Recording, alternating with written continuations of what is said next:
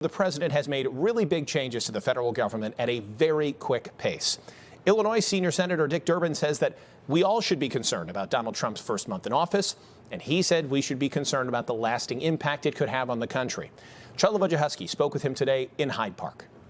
My Senate Republican colleagues are willfully ignoring myriad red flags about Mr. Patel. From the steps of the FBI Thursday. This vote, the yeas are 52, the nays are 48. To an overnighter on the Senate floor last night. The pace and velocity of the change that's taking place is overwhelming a lot of people. To a student forum this morning at the Institute of Politics at the University of Chicago. Illinois Senator Dick Durbin is sounding the alarm about the Trump agenda and its impact on our democracy. We asked if the more than 70 executive orders signed so far by the president put us in a constitutional crisis. We're not there, but we're approaching it. As I said to this group of students, we're damn close. And it boils down to this: will we respect the court's decision, even if we disagree with it?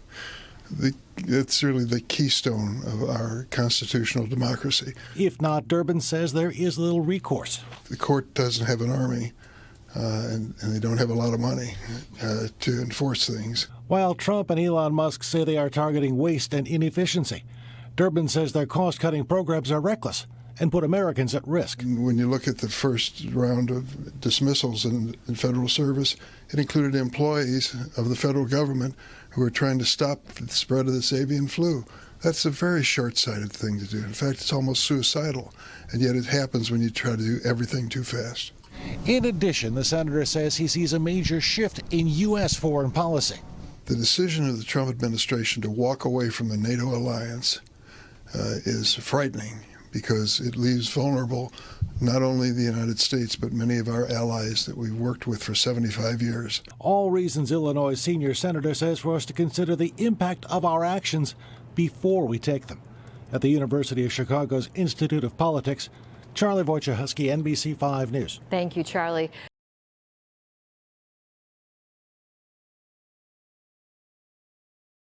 It's a pleasure to see you. Really wide open if you have any questions. Excellent. Well, let's start with perhaps the biggest question facing everyone right now. Are we in a constitutional crisis? We're not there, but we're approaching it. As I said to this group of students, we're damn close. And it boils down to this: will we respect the court's decision, even if we disagree with it? It's really the keystone of our constitutional democracy. I hope we don't reach the point where we have to ask that question, but we've got to be prepared. Is there any enforcement mechanism should the executive branch choose not to adhere to the court's rulings? The court doesn't have an army, and they don't have a lot of money to enforce things. It really takes the goodwill and determination of the leaders of our country to abide by the Constitution they swore to uphold.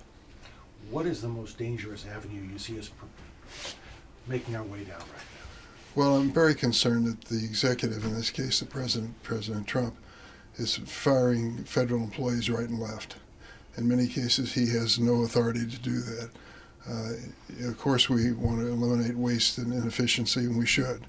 But to allow Elon Musk to come in and draw the conclusions as to whether we will shut down foreign aid programs, whether we're going to eliminate agencies, is dangerous. Example, we're now dealing with avian flu. That's why the price of eggs is so damn high. And we're worried because we see it transitioning into humans. We're trying to stop that because we don't want an avian flu epidemic in this country, or pandemic. And when you look at the first round of dismissals in federal service, it included employees of the federal government who are trying to stop the spread of this avian flu. That's a very short-sighted thing to do. In fact, it's almost suicidal. And yet it happens when you try to do everything too fast. We're approaching tax season. We are in the middle of a wildfire season. Both the IRS and the Park Service have been hit by cuts. Is that a mistake at this point, and do we need to reevaluate those kinds of things? Listen, I'll go back to the premise. If you want to sit down and do an honest appraisal of waste, I'm all for that. Now, it should be bipartisan. But this notion of let's turn out the lights at an agency and see what happens, we're not going to do that when it comes to air traffic controllers, God forbid. We certainly shouldn't do it when it comes to public health. You know, there are lines that should be drawn that just really are common sense. How should the courts rule that these are indeed illegal actions? Is there a mechanism for rolling back what has already been done? Yes, of course, the courts can roll back what's been done. The human beings inside the government whose lives are affected by this may have gone in a different direction. They may not be readily available.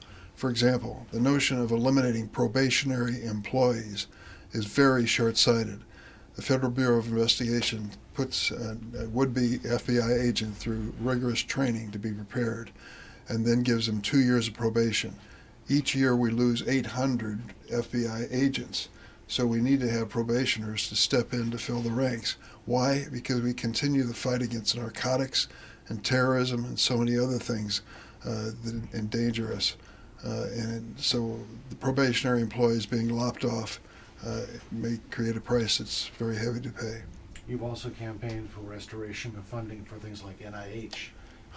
I can't believe we had a debate on the floor this morning in the United States Senate, and I offered an amendment to protect medical research, and unfortunately it was not successful. The Democrats supported it and the Republicans did not. I can't think of a thing that is more bipartisan than illness and disease. And for goodness sakes, we ought to stand together to protect the men and women who are doing the critical research to find cures. How in danger are things like Medicaid right now?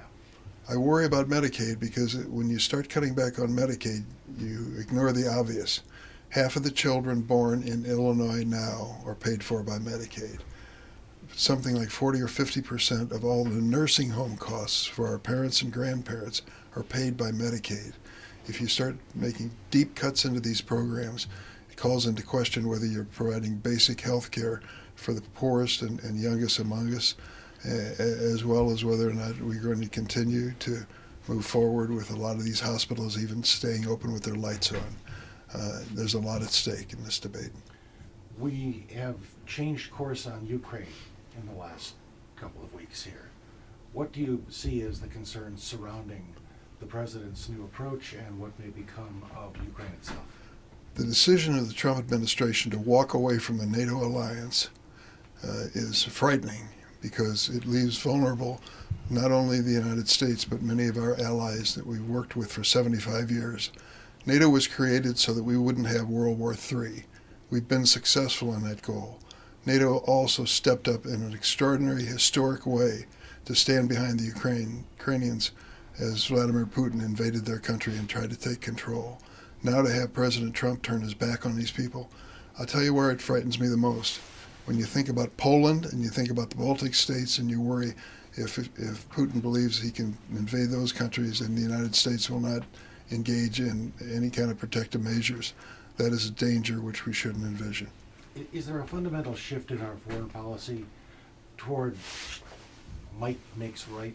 There's a fundamental shift by this administration demonstrating a superpower, for this president to declare on a regular basis, oh, Greenland should be part of the United States. Oh, we'll take over the Panama Canal. And we'll say to the Canadians, you're going to be the 51st state. What is he thinking? Does he believe that he has the power of the American people and our resources behind these wild ideas? I'm afraid he does. And it's time for us to come to our senses. We live in a dangerous world, and we shouldn't be playing games with the security of the United States. Sorry, I need to dominate the conversation. No. If you didn't, I don't know who would. Okay? All right, Senator, thank Thanks. you so much. Thank you. Great to see you, sir. Thanks, everybody.